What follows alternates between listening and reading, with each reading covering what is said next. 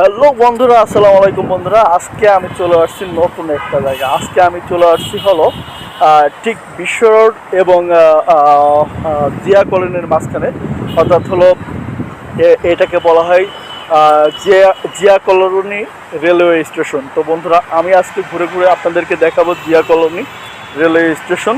তো চলুন, Zia colony railway স্টেশনে ম্যাক্সিমাম লোকাল গাড়িগুলো দাঁড়ায়, লোকাল ট্রেনগুলো দাঁড়ায়। এটা ডিরেক্ট ট্রেন দাঁড়ায় না, কারণ এটা হলো সাব স্টেশন। তো আজকে ঘুরে দেখবো এই স্টেশন।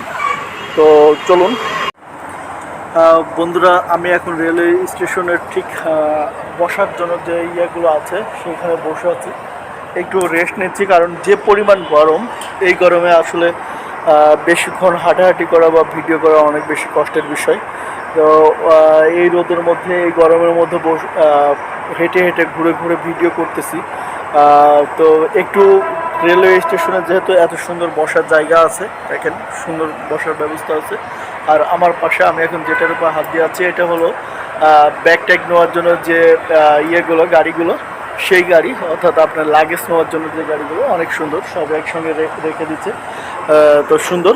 আর আমি একটু ওয়েট করতেছি যে ফ্ল্যাগ হাতে এক মামা আসছে, উনি হলো ফ্ল্যাগ নাড়বে, ট্রেন যেহেতু আসতেছে। দেখেন আপনারা মামা, এই ফ্ল্যাগ দেখানোর মানে কি? হ্যাঁ, গাড়ি দাঁড় করাবে। ও হো হো।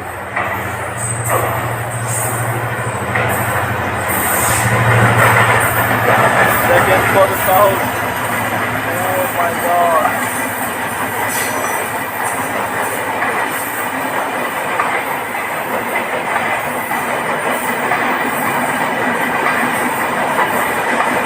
যতক্ষণ ট্রেন যাবে